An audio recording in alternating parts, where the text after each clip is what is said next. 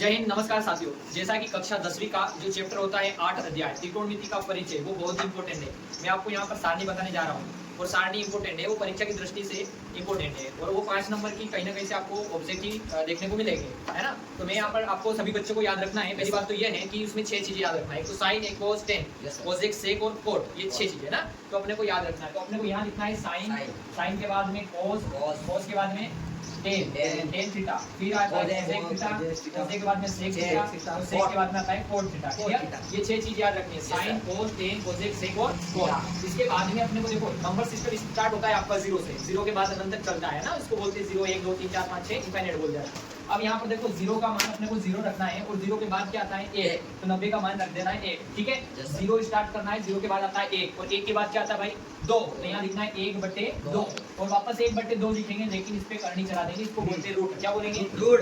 तो 1/√2 और 10 60 यानी कि 2 के बाद आता है 3, तो इसको बोलेंगे √3/2। जब ये अपनी एक लाइन कंप्लीट हो जाती है तो अपने को इसको कंठस्थ करना है। पहली बात तो है ना, फिर से समझिएगा, 0 रखना है, 0 के बाद 1 रखना है, 1 के बाद सर आता है 2, तो 1/2 लिखना है, वापस 1/2 लिखना है, लेकिन रूट चढ़ा देना है। 2 के बाद आता है 3, तो इस पे रूट चढ़ा देना है 3 और 2 लिख देने का है। एक लाइन जब याद हो जाती है आपको तो इसको घुमा देने का है। क्या कर देने का है? घुमा देने का। एक जो है उठ करके चला आएगा कोस के पास, तो ये लिखा 1।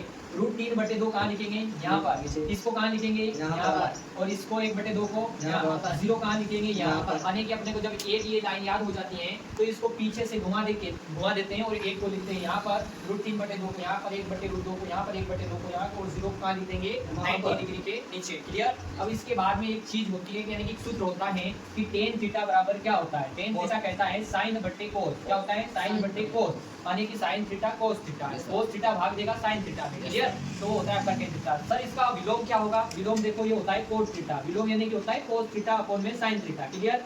ये दो चीज आपको याद रखनी है। अब देखो sin/cos, तो sin/cos होता क्या है? tan थीटा, यानी कि tan थीटा बराबर होता है sin/cos। तो देखो 1 भाग देगा 0 में, तो क्या बन जाता है? क्या बनता है?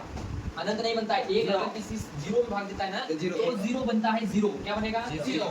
इसके बाद याद रखना है कि ये भाग दे रहा है पूरी संख्या, है ना, तो 2 से 2 कैंसिल करो तो बचेगा क्या? 1/√3। क्या बचेगा? 1/√3। इसके बाद में √2 से √2 नीचे वाला फिनिश हो गया। क्या बचेगा? 1/1, मतलब 1 लिखेंगे क्या? नहीं।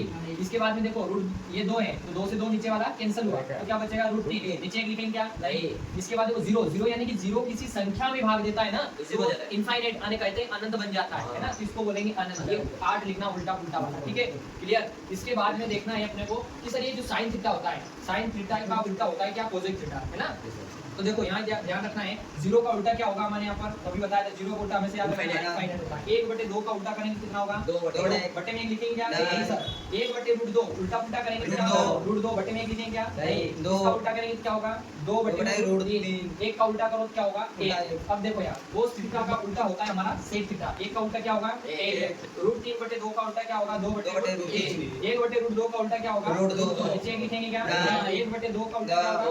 2/1, लेकिन 1 लिखेंगे क्या? नहीं। 0 का उल्टा क्या होता है? अभी बताया, इसको बोलते हैं ना। क्लियर? हिंदी भाषा में क्या बोलेंगे? अब वापस एक लास्ट वाला बचा है कोट थीटा। तो कोट थीटा जैसे आपको बताया था, सूत्र में अगर बात करते हैं तो cos/sin होता है, लेकिन ये आप यहाँ याद रख लो, 1 का उल्टा करो। क्लियर? तो 0 का उल्टा क्या होगा? अभी बताया। 1/√3 का उल्टा क्या होता है? √3। नीचे में 1 लिखेंगे क्या?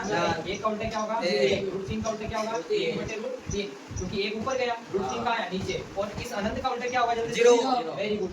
तो ये हुई हमारी सारणी, ये देख के जाती है हमें 2 से 3 नंबर, तो आप इसको जरूर याद करिएगा। जय हिंद, जय भारत।